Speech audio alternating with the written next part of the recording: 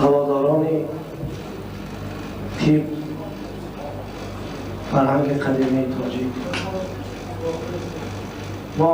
برای ما امروز روز بسیار خوشی است که یکی از فرزندان شناخته ملت، یکی از طبیبان مشهور تاجیک که با اصولهای هم زمانوی و هم خلقی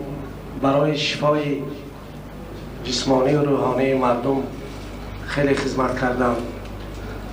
و خودشان هنوز جوان هستند و در سن کمال هستند و مره 50 سالگی قلم نهادند. در اینجا در این حلقه دوستان نزدیک، آنهایی که مخلصان تیپ هستند، مخلصان همین کسب بسیار هم مهم، یک سر اعجاز طبیعی که به هر کسی میسر نمیشود و به همین فرزند ملت ما میسر گشته است آمده ایم. من حسن افتتاح بخشیده به همین شب بسیار زیبا و پرنور پایتخت عزیزمان، برادر ارجمند همه ما ملا ظهور طاهری را که در طبابت خیلی زبردست شدند و شهرت نه تنها در تاجیکستان پیدا کردند بلکه بیرون از حدود آن نیز شهرت پیدا کردند، مایه سرفرازی ماست. من چند مدت پیش در مسکو بودم، ملاقاتی داشتیم با هم و چایهای این کس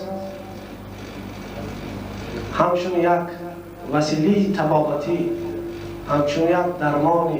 چندین دردها، خواه از دل باشد، خواه از جگر، خواه از معده، خواه از عصب، خواه از فشار و غیره، از گیاهای کشور عزیز ما که سراسر واقعا برای انسان شفا بخش است، باز هم این چایها را، دواها را تهیه کردند که نه تنها برای طبابت مردم، برای افزودن شهرت دیار ما که واقعا هم یک دیار توریسم است، خدمت بسیار بزرگی کردند. در مسکو راستگل برای ما جای افتخار بود که چندین نماینده های ملت های دیگر با این کس از دست این کس شفا یافتند، می گفتند که به همین فرزند تاجیک رحمت. ما این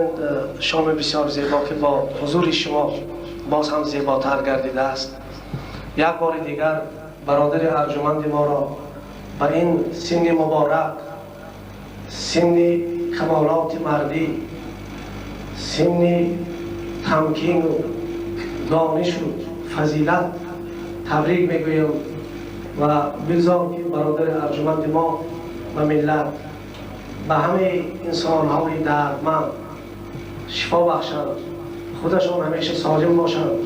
چندین پنجاه‌های دیگر استوارانه برای خدمت مردم، برای انسان‌های نیک خدمت کنند، نام ملت ما را بلند بردارند. و ما همه یک آدرس از نام وزارت تهیه کردیم که الان را برای شما میسپارم.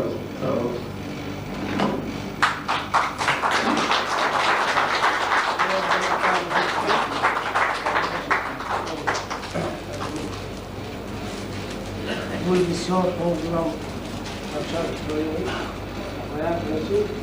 شما آقای علاچی همین قبلیدگری فرهنگ ما که هستید، آقای علاچی